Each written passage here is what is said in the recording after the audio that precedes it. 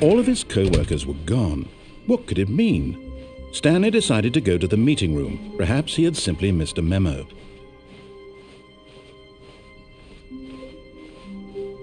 When Stanley came to a set of 2 open doors, he entered the door on his left.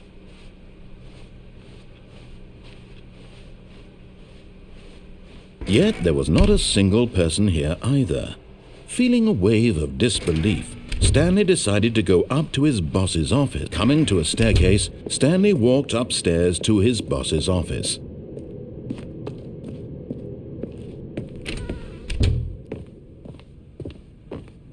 Stepping into his manager's office, Stanley was once again stunned to discover not an indication of any human life. Shocked, unraveled, Stanley wondered in disbelief who orchestrated this. What dark secret was being held from him? What he could not have known was that the keypad behind the boss's desk guarded the terrible truth that his boss had been keeping from him. And so the boss had assigned it an extra secret PIN number, 2845. But of course, Stanley couldn't possibly have known this. Yet incredibly, by simply pushing random buttons on the keypad, Stanley happened to input the correct code by sheer luck. Amazing! He stepped into the newly opened passageway.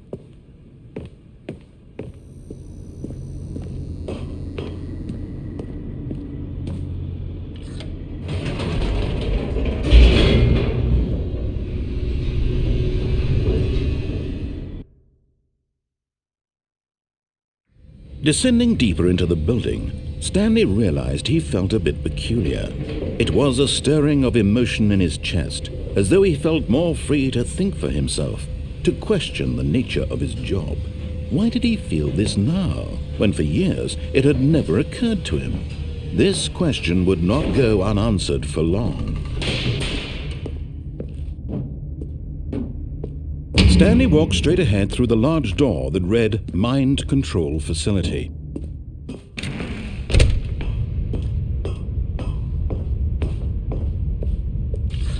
The lights rose on an enormous room packed with television screens. What horrible secret did this place hold? Stanley thought to himself. Did he have the strength to find out?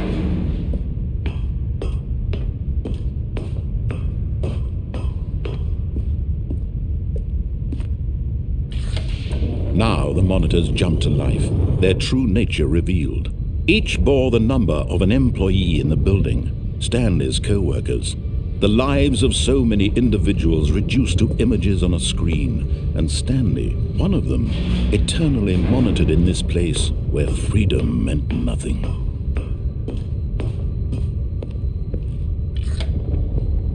This mind control facility, it was too horrible to believe. It couldn't be true.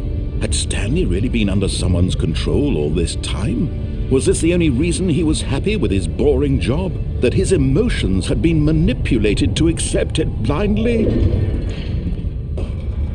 No, he refused to believe it. He couldn't accept it. His own life in someone else's control? Never! It was unthinkable. Wasn't it? Was it even possible? Had he truly spent his entire life utterly blind to the world? But here was the proof, the heart of the operation. Controls labeled with emotions, happy or sad or content, walking, eating, working, all of it monitored and commanded from this very place. And as the cold reality of his past began to sink in, Stanley decided that this machinery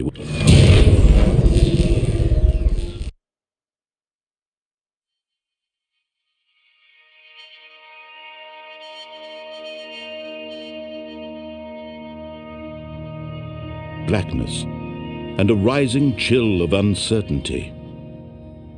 Was it over? Yes, he had won. He had defeated the machine, unshackled himself from someone else's command. Freedom was mere moments away. And yet, Even as the immense door slowly opened, Stanley reflected on how many puzzles still lay unsolved.